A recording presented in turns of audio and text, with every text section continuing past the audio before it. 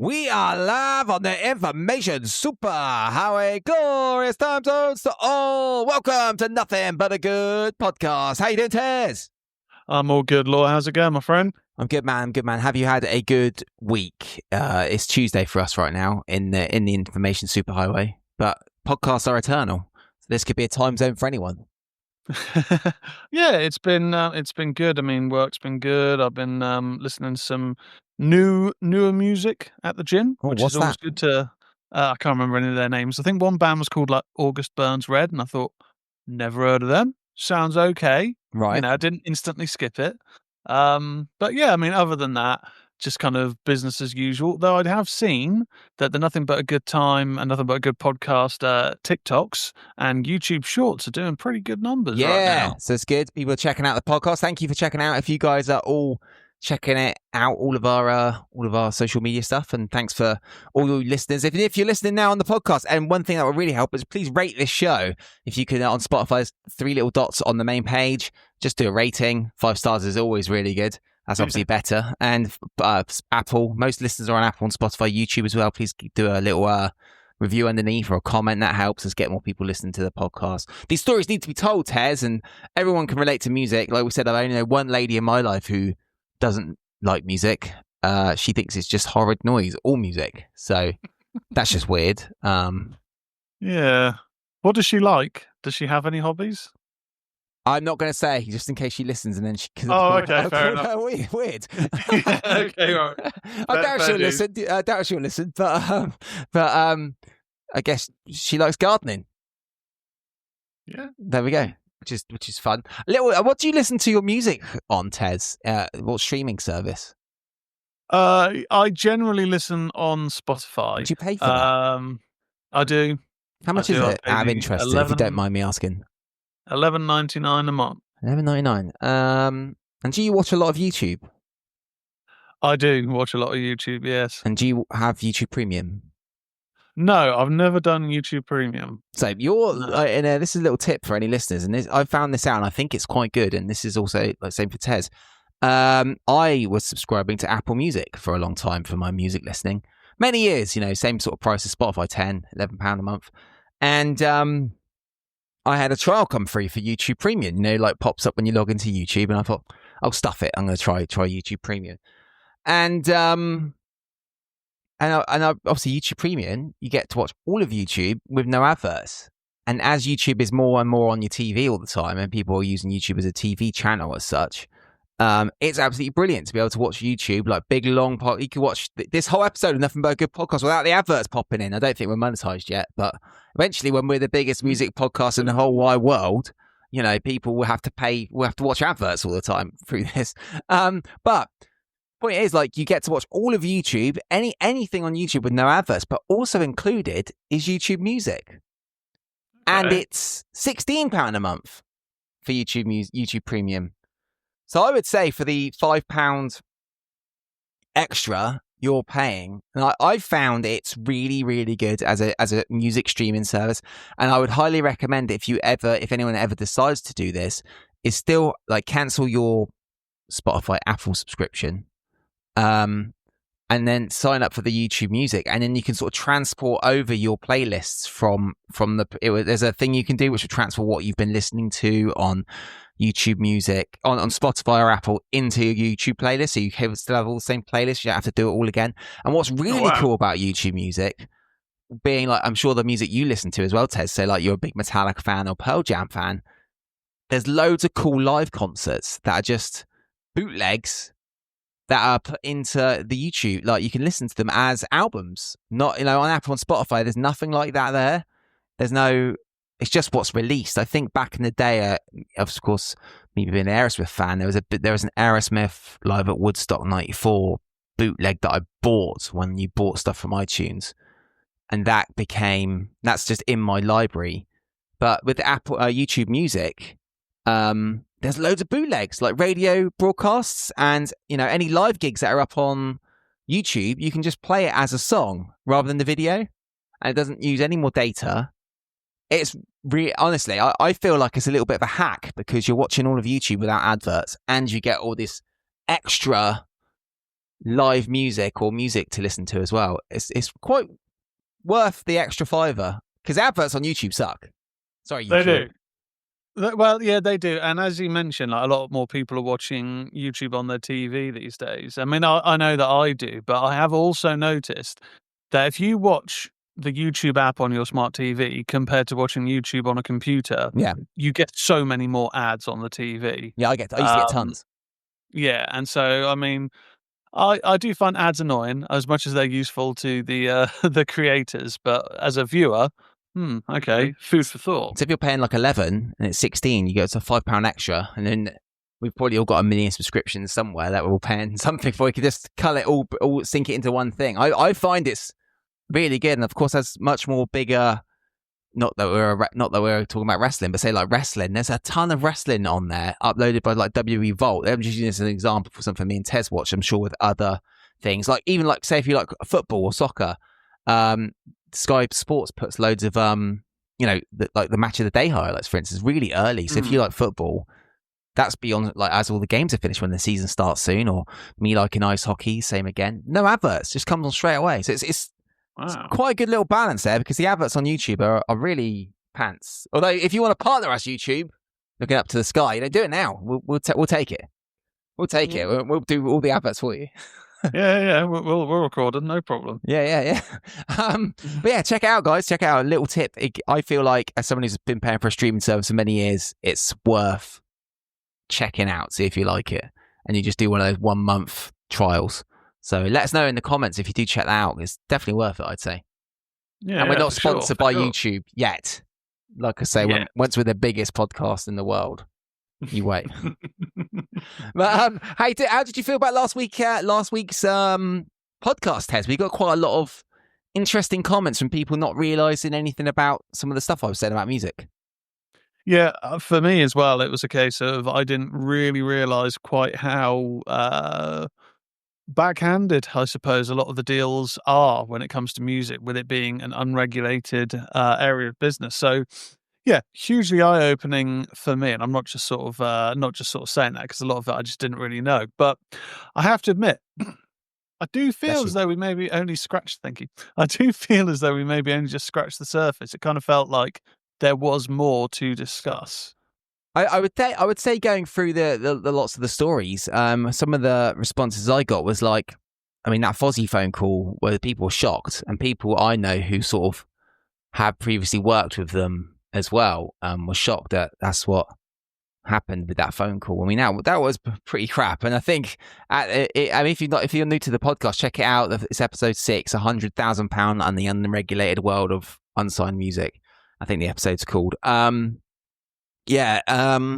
People were shocked by that because, in many ways, I think I sort of didn't realize it, that a lot of these people are saying to you the right things you want to hear just to seem like they're pulling money out of you or to fuel themselves. And that's not necessarily a good thing. It's quite naughty, to be honest, I'd say. So that's sort of what I came to the conclusion of about it. It was quite weird that, like, as we're doing this podcast, I'm processing a lot of this stuff as I'm saying this stuff. Really, you come to these conclusions. But yeah, no, I think it was good to get it out. I'm looking forward to getting more of it out. I feel like we'll mention it on this episode. We're going to keep going into this sort of like more time, like this scratching the surface timescale thing of how Voodoo Vegas maybe spent a lot of money going through our time.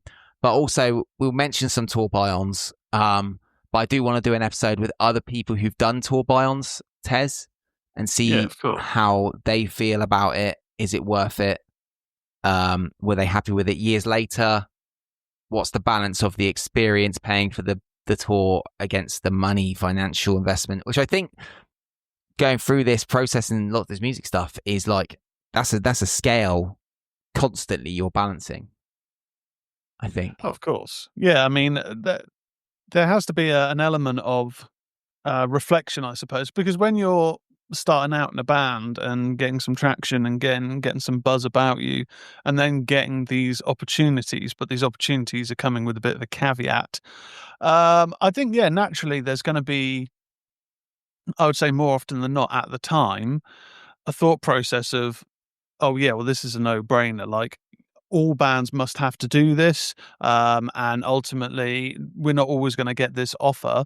Yeah, we've got to scrape together, a few £100, a few £1,000, but it's going to open so many doors. It's going to be a hell of an experience. And yeah, I mean, it's a very valid question. How many of those bands or acts years later thought that tour, that buy-on, was the start of things going huge, or that was really where our financial issues started and kind of, maybe spiraled from there. So it's I know sort of money we pay for stuff, like the 2 Fozzy tours we did. One of them was £3,500. I looked into it since last week's episode. So the one we did after the Jimmy Silver record came out was £3,500. The one previously to that was £250 a show for 7 shows. So what's that? For £1,750, I think. So that's a lot of money we gave Fozzy. That's over £5,000 we paid Fozzy across probably 18 months to go and be their support band. And of course we did the Status Quo one. That was £1,200 we paid for that singular gig. One gig with Status Quo was £1,200. But it's weird though, because you balance it with the experiences. I remember going to do, like, that offer of the Status Quo buy-on came in, and I remember the date. Like, I'm really good with dates. That the date was December 4th.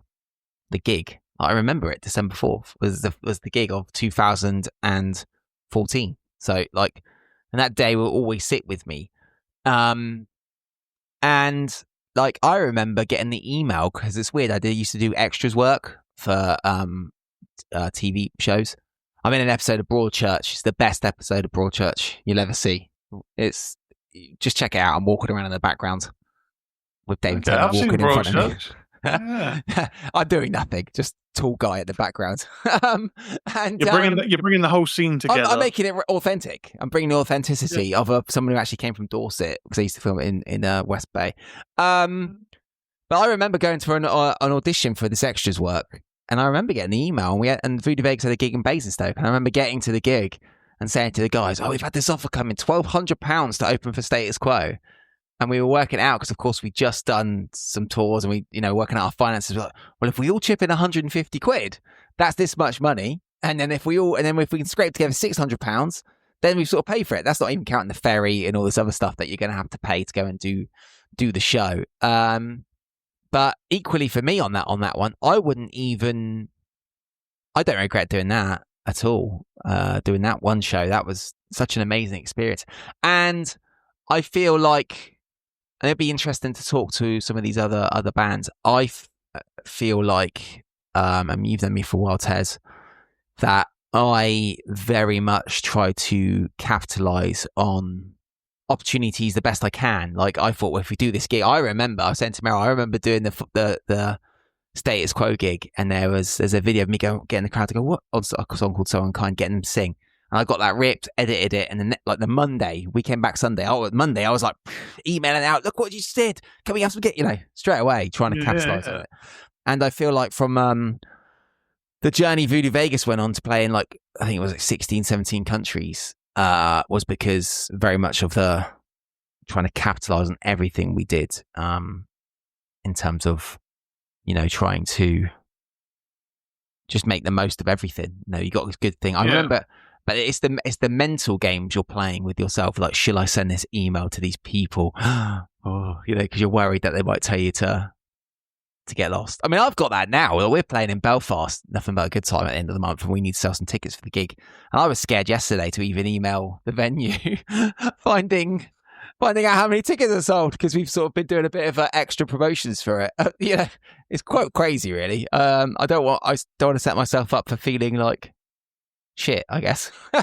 Well, so one of the things you mentioned in regards to the weighing up the cost versus the experience, and when you get a tour buy-on price, obviously, you're going to be divvying that up between the band members. So individually, it's not going to be quite as big of a sting. But then, as you mentioned, that's not even taken into consideration the transport, like ferry or or train or whatever, and all of those other things. And it does make me think, like, when I was in a band, and I know, with Voodoo Vegas, a lot of the guys would have either self-employed work or employed day jobs yeah. to get the beans coming through the door, the main beans that keep the lights on.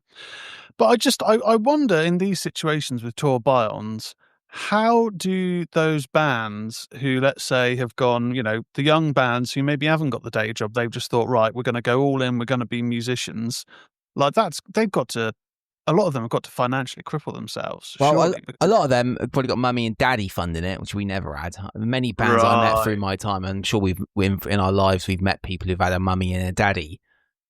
I'm their manager, and it's a parent funding them to do stuff. It's like, you're not a manager, you're just the kid's mum or dad. Sorry. Right, I see. Okay. So, but some of them, and I'll be honest, some probably did struggle or try and gather the money, and I don't regret having another outlet for earning money. Again, like Voodoo Vegas never went to try and, of course, we'd love to have earned money, but we never earned money in our pockets. I mean, the amount of cost of things are, like, even if you get that buy-on, the amount of money it costs to go abroad and go on a ferry. We had a 2005. I think our vehicles we had, if you like the vehicles we had, my dad had a Range Rover that we used first, that we could get the gear and everything else one in the car. And then we had a Toyota Previa that we bought. And I remember we bought it actually because we played not just the two Fozzy tours, we played another 2 gigs that weren't buy-ons, were just a local support or something like that. I remember we got it from Taunton, drove down to Taunton, and it literally was like, the whole time it was like knocking. Awful. That was our first vehicle, and then we bought another vehicle, bought another Toyota Previa because they were quite good. You get all 5 of us in and the gear.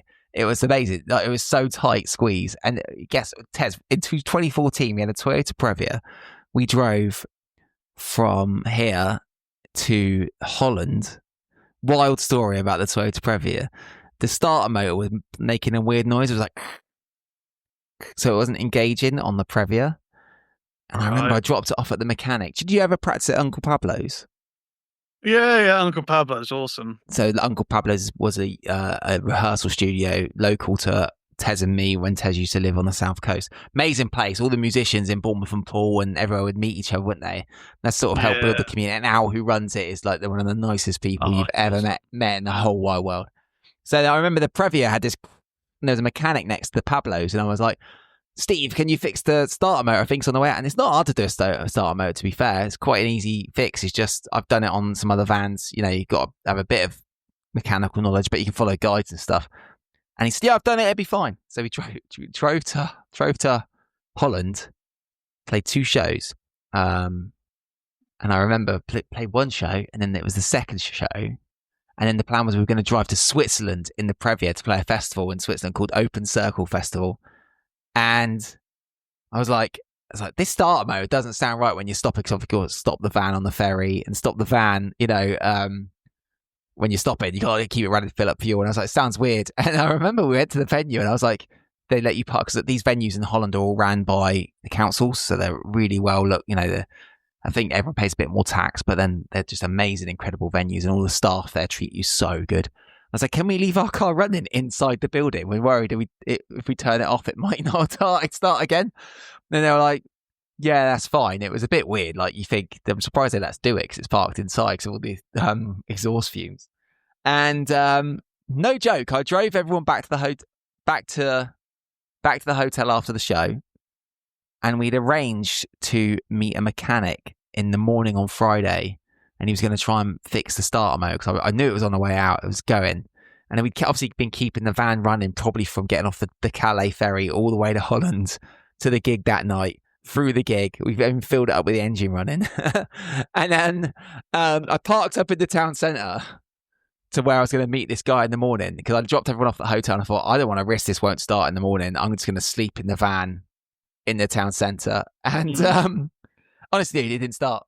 We were lucky. It didn't start. It was wild. And this guy came down in the morning. I didn't even have his phone number. So someone in a bar in Holland was like, yeah, we'll get this guy to come and meet you. He'll turn up and he knows you've got a British number plate. And he turned up, towed me to his mechanic and hand-built a starter motor for the Toyota Previa. And then we drove to Switzerland. Oh, Wild. Wild times. I think it was like €150 he paid him. So it was the money from the gig, That's not bad. the gig before. It was wild. And it's amazing that we left it running all those hours and then it died. It was so funny. What a great time. But yeah, it's funny. What a tangent we went on there, Tez. I don't even know how we got there. Yeah, I mean, I think it was we were talking about like the costs, transport costs for these gigs. What's a real crap right now of it, of course, is not great. And this was all when we were very, very lucky. This was all before Brexit. And you could go traveling across Europe and play gigs without any trouble whatsoever. And bringing it right back to now, like today, nothing but a good time. I've been offered a gig in Belgium for next month. Wow. Dude, like, well hard to get across. We're having to work out, can we go over in just cars and hardly any gear so we don't have to pay the carnet, which is thousands of pounds to get us across. And that's so crap, man. It's so crap. That Brexit thing so messed it up for bands traveling abroad. It used to be so easy.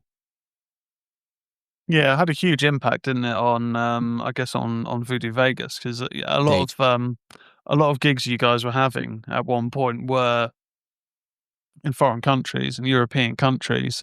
But yeah, Brexit's just really made it so much more difficult for anyone really to travel around Europe. It's mad. It's terrible. I think flies all right. You can sort of fly and just get through customs and not have to think about it too much. But if the chance they might check the back of your vehicle, we're debating whether to do it and just put a couple guitars and a few bits in the van, or the two cars we're thinking about taking. Okay. We might do it. I don't know yet. It's a bit of a dodgy one because if you get caught, you'll. This will be the last episode. No, it's next month. So, hi Tez, I'm live from a Belgian prison.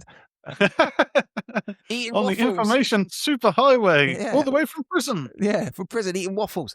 But yeah, so yeah, Brexit messed it up royally. It was quite hard to do any. Well, it has messed it up since. Really, it was brilliant back then. You just go across. I think when we went from the Toyota, probably went up to an LDV convoy. Did you ever see that big beast we had? Old LDV minibus. It was brilliant, mate. We put carpet tiles in it, and it was like a living room on wheels. We had it for ages at the chain belt and 220,000 miles. It just went on for ages. But of course, the upkeep of vans and stuff cost loads of money. Yeah. It's just it's one of those things where you just don't really think about how all of the costs sort of pile on, and you can end up having a pretty successful gig, that pays well, but when you actually then look at all of the costs in how to get there and transport and everything like that, it can really just sort of take your profit down massively, unfortunately.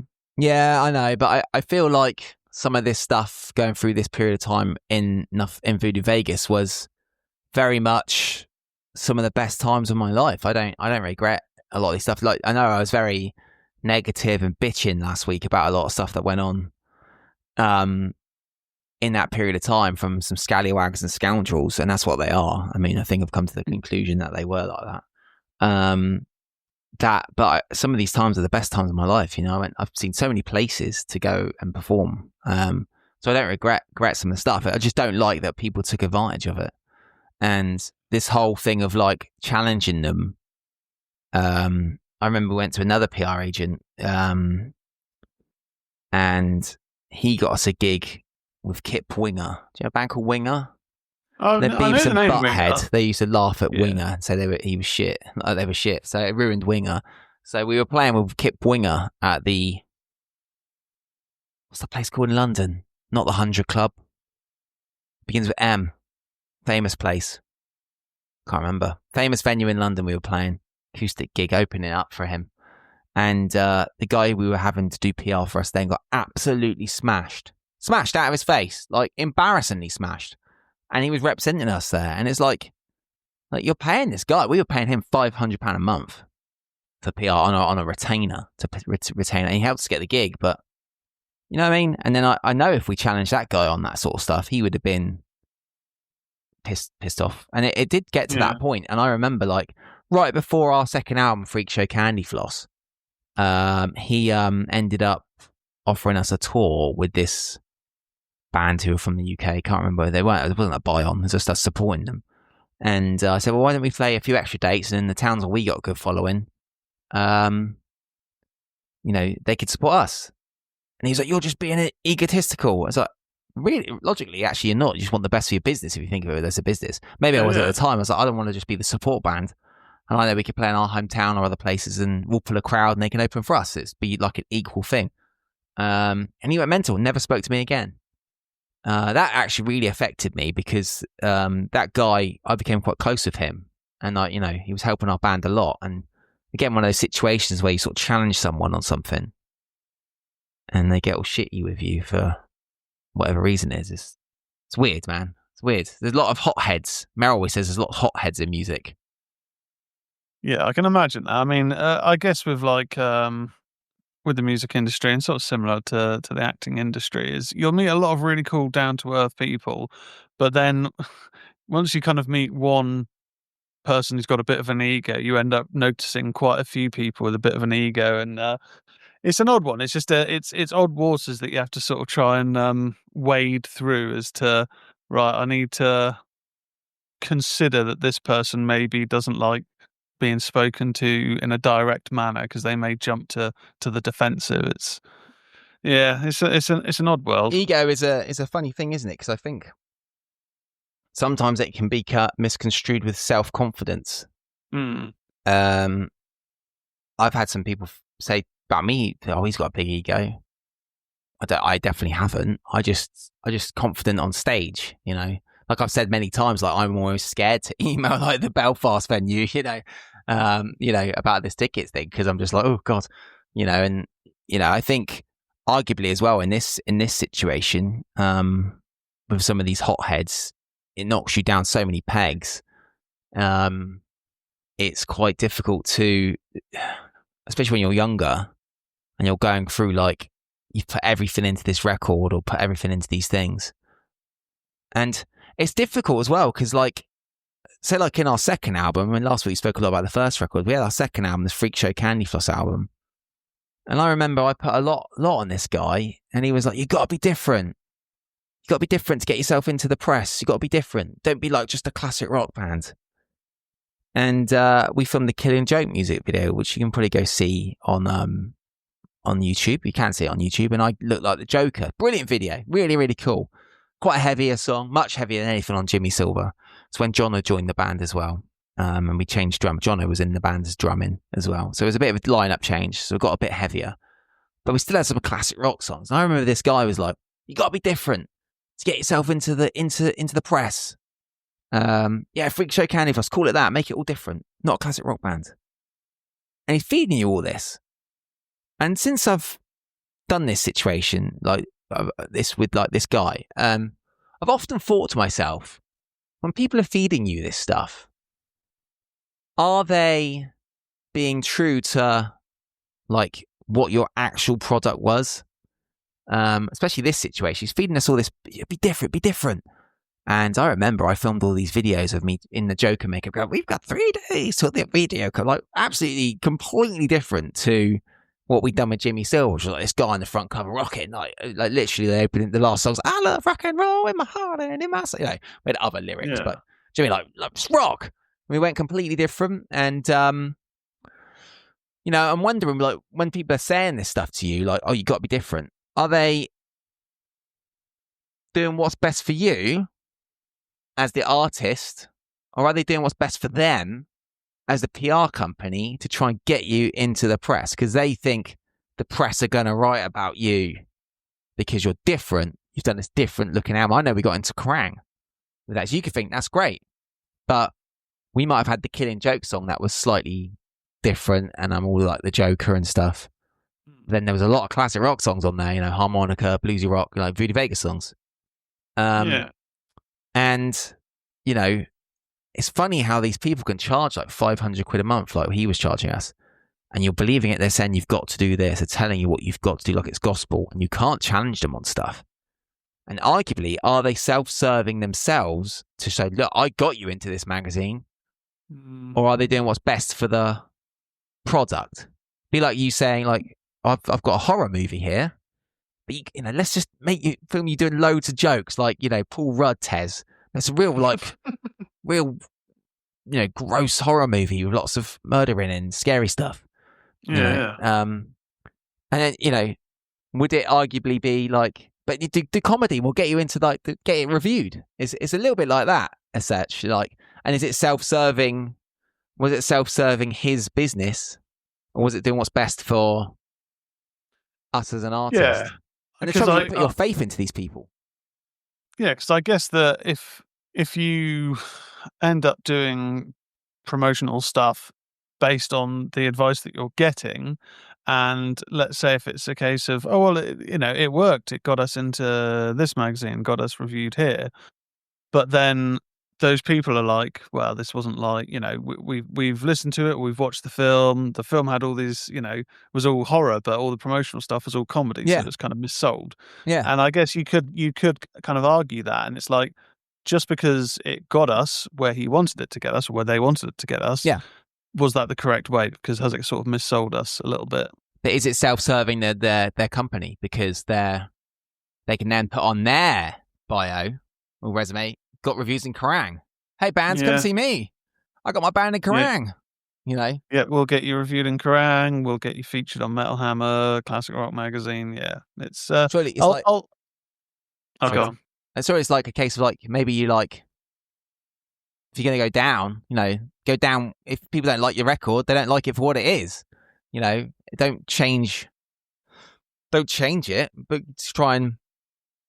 I don't know. It's one of those. I've always thought this about that second record. I remember got into Kerrang, and I remember like the reviews. I mean, I wonder if. Let me have a look. See if I can pull it up. I don't know if I can. Let's have a look. See if can you. What were you going to say, Tezz? Can't remember. No, yeah, it's gone. It's gone. I think it's just sort of continuing on that thread of how the image can be sort of missold through the reps, as it were, because that's the sort of thing where if they are able to get you into Kerrang, then straight away that's going to be how they're going to sell themselves to the next band. Like, we'll get you in Kerrang, we'll do all this, we've got a proven track record. It's because it's going for that brand association, isn't it? As well, you're like in Kerrang, so or classic rock and all these sort of things. That's always playing my mind. And then that guy, I remember saying to him like, no, I don't want to support that band. I will support them, but let's do some other gates where they support us. And he went mental, never spoke to me again. That's always really weird because you put a lot of your faith into these people. I did he did put us in contact. I mean, I think maybe there's a miscommunication with that chap, but he did put us in contact with Will Mayer, the producer for our second record. One of the nicest people. There's much as I've talked about this disingenuous people, or disingenuous people, is that the right way to say it? Yeah. There's a lot of really good people, and Will Mayer, who produced our second album, our third album, the EP we did, and we went to Spain at a studio in Los Rosales Studios to record it. People go, why should you go to Spain if you all talk about money? The flights for EasyJet were like 40 quid. He had a drum kit there, and his studio was much cheaper than UK studios, and we were in Spain, so that's why. It was loads better.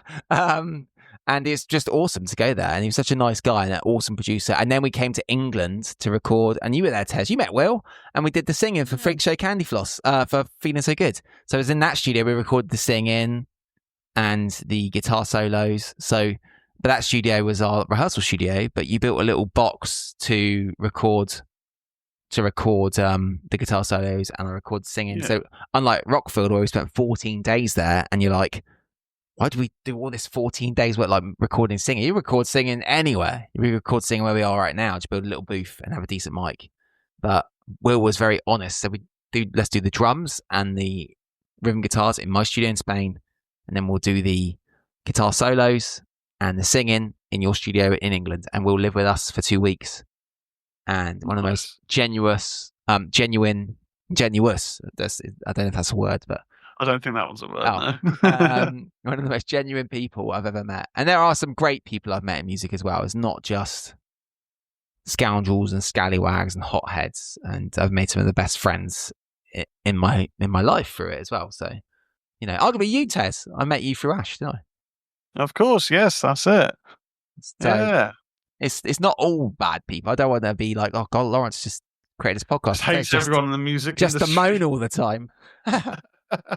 It's not like that, but it's a wild. It's just a wild ride of how much you can spend on stuff, vehicles, and I mean, £100,000. We easily spent £100,000. I think people could probably listen to this and think, wow, yeah. I mean, £500 a month for PR. That's just for the second record, and then we were on a retainer for £150 a month for ages with him. It was £150 a month. Just wild amounts of money, dude. Another album, Pledge Music. We haven't spoken about Pledge Music yet. I want to get into that. This is in that 2018, 2019 situation, and how that collapsed, because that was absolutely terrible. So yeah, it's wild, Tez. It's a wild ride. Yeah, I think Pledge Music, from the sounds of it, definitely needs its own episode, because I still don't know the story, so I'll be learning it as everyone else does. Yeah, I mean, it's a crowdfunding platform that collapsed, and we were right in the middle of it. So with a lot of years of hard work and the most money we'd ever raised crowdfunding, and they went bankrupt. So yeah, I think that's a separate episode, and we'll get other people on. But I'm looking forward to talking about buy-ons as well with a few other people who've done buy-ons. And it's quite funny. I've gone through a lot of my emails doing this, a lot of my old emails. I sent you a screenshot, didn't I, Tez, of an email from that Fozzy one? You did, yeah. I'm not going to say the name, but I'm just going to read out. So just in case anyone's wondering about it, I'm going to read the email out to how it was. So this was for the next Fozzy tour, just to just go full circle on this Fozzy thing, and we never play with them again, by the way. This was me asking about another tour. I said, Lawrence, while I appreciate you paid for a video, I just paid for 7 international flights.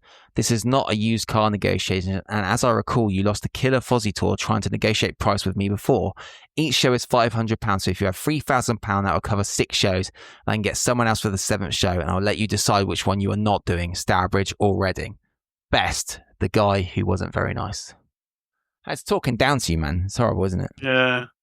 As you can tell, going through this period of time, as we've sort of gone forward as well through into like 2015, 16, I was taking less bullshit from people. Yeah, I'd imagine there's a steep learning curve, because when you're first encountering this sort of thing, you're going to think that that's the norm, and you're going to think, well, this is just how it's done. It's, we got to spend this. We just got to accept things and not ask questions. But yeah, I mean, naturally over time, you got to start asking questions, because if you're not, then. But there's still times though, man. I remember times when we toured with one, and it was a learning curve, and how much I said I was so like driven to get things going with trying to get gigs, and we did the tour with a band called Y&T, like the nicest people, Dave Menichetti, like Jill Menichetti, the like nicest people I've ever met in music, like brilliant band from San Francisco, the nicest band, honestly. Like we'd go on tour with them. They knew we were out of budget. They'd get a giant rider, like loads of sandwiches and pizzas and beer and food. And every gig, they'd be like, right, guys, fill your boots. And we ended up coming home with stuff with like one of those bag for life bags. And we'd have like jars of peanut butter, beers, chocolate bars, fruit. And they just let us have all their food from their rider, and they'd get pizza, and they knew we weren't getting. Sometimes the support band doesn't get what the main band's getting. They're like, "Come on, we've ordered extra," and we have pizza and beers with them, and they tell us all these road stories. Like, have you ever listened to much Y&T? Never, no, I haven't. Awesome band, check them out, man. Check them out, listeners. They're a really great band, and Dave Menichetti and Jill. And if you listen to them, you'll know that these guys are like the most genuine, honestly nice people I've ever had the pleasure of doing any gigs with. They were like, when you compare this bloke from Fozzy talking to me like I was a piece of poo on his, like a dog had just pooed on his driveway, and you got these guys who are like treating us like we're not below them. They appreciate we're starting out, here's some food. They were like giving us food because it saves you so much money, because you paid, we didn't pay a buy-ons for that tour. We've done a tour with them, but it still cost loads of money to get around Holland to pay for hotels every night and all that, and they were just giving us food and drink, and man, brilliant band. Y&T, like one of the best bands ever. But I remember, again, this is my naivety, I got very friendly with them and super close to them, and I remember speaking to the guy who booked the shows for us in Holland and the support gigs, And I said to him, "Oh, any chance we could get to do the Y&T tour in 2015?" The chap was like, "Yeah, I'll try and do it for you." And I messaged Jill, who I was very friendly with. I thought I got friendly with her. "Oh, good news. The Dutch Book is going to help us try and get a gig, get the tour with you." She then emailed the Dutch Booker and said, "We don't want Voodoo Vegas to come and support us this time," because they did last year, which is fine. You understand, don't you? Like, we've done the previous year. They don't want the same support band going back to the same venues. Totally understandable, you know? I get that. And then and then the guy came to me and said, "Why are you going behind my back?" Like a mega hothead. "You went go behind my back. You've gone behind my back for the tour. I was going to try and negotiate this for you." And I remember being at band practice at that studio you came down to. I thought I messed it up so badly for my band. I was like in pieces because I just thought I've messed this up. I've literally messed up this great connection we've got. Not assholes.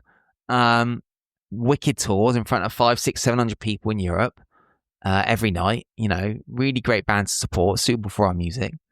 I thought I messed it up, and it wasn't me being like a dick trying to go behind his back. It was me trying to just be me.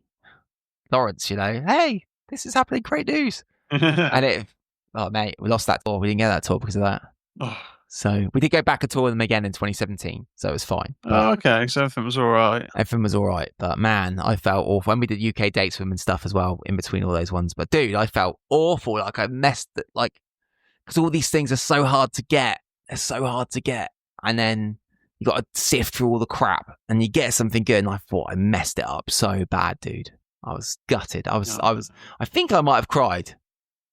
I think I cried actually when I got home from band practice, because I remember we practiced on the Thursday and I remember getting home. I was probably, people are like, "You wimp," crying, but it's just so hard to do all this stuff, man. It's so hard. You get something good. I thought I ruined it. Punch. Yeah. Remember that? Brutal, dude. That was brutal. And that was just me being naive. Not impatient. I wasn't trying to get it before anything. I was just being naive, I guess. Well, that's the thing. It's the emotional impact that's going to happen because, as we were mentioning earlier on, you're going to have situations where you think, "Oh, I've got to pay this, a few £1,000s for gigs, to get the buy-on," because that's just how it works. And you're going to have the situations where you're going to speak to people who have a bit of an attitude or overreact, and yeah, it's gonna have a huge impact on people because they're going to be thinking like, "Oh no, I made a mistake by questioning this, and it's now cost my band. And this, what could have happened? We could have, this tour could have been the tour to lead to something bigger and better." Yeah. And it naturally is going to have an impact, especially. But yeah, I mean, at the end of the day, the good thing is it did eventually work out. But at that time, it would have just sucked really horrible. bad. Absolute gut punch because it's so hard to get these things. You have to send out a million emails. I felt guilty every night. Like I would feel guilty not emailing up until Christmas time. Like I'd email every night trying to get stuff for the band, and then it got to Christmas and I'd stop. And I'd be like, "Right, it's the second week of January. Let's go again." And it was wild, dude. I'd be emailing all the time trying to get stuff. I don't regret it. Not at all. No. I'm still doing music now at 42, with some of my best mates, doing this thing with you. And, it's a wicked... Sorry if this podcast's a bit self-indulgent. I just realised. Sorry. No, it's nothing but a good podcast, man. It is, yeah. We don't just talk about me on this podcast. Going forward, we've got an interview lined up next week, which is going to be quite interesting from a different perspective of the music world. So, and that journey should be quite cool. But yeah, Tezz, we've been speaking for 44 minutes. Wild. Ooh. Can you believe it? Oh, chunky episode. It's quite long. But where can everyone find you on the lines, Tezz? Everyone can find me at the Ministry of Horror. I do a horror podcast every week, and it's basically reviews, news, all that good stuff. You can check me out on all of the usual social platforms, but the one that I would direct you towards is TikTok, so ministry.of.horror. Follow there, loads of cool little videos, and that's the platform that seems to be kind of growing the most at the moment. So check me out over there, or other places as well. Doing very well on TikTok, Tezz. Go follow Tezz on all the platforms and go check out Mystery Horror. Thanks to everyone who's checked out the podcast in this last week and all the nice comments that we got. Come and join the Nothing But a Good Time community on Facebook. Just search community and you can come and join our community. We're all chatting there and say loads of cool stuff. And we got all of the Nothing But a Good Time gigs coming up. nothingbutagoodtime.co.uk. We got a lot of gigs coming up this next week in August. And like I've said, we got some gigs in Belfast and Dublin at the end of August. If you're over that way, come and see us rock out. And we know Belfast is one of the best cities and Dublin is one of the best cities in the world to play live music. And we want to see lots of the people out for the crack out in Ireland. It's going to be some bangers of shows. But yeah, it's going to be good. And thank you to everyone checking out the podcast. Please do give it a rating, give it a review on whatever platform you're listening to. It very much helps the podcast grow and gets more people checking it out. And we appreciate every single one of you choosing to have us in your ears or on your telly or wherever you're watching us or listening to us. Thank you very much, everybody. And we'll see you on the flip-flop. Goodbye! It didn't work. I didn't fix my soundbar, Tezz. Oh no, I failed. A shame. I failed. But right, bye everybody. Bye bye.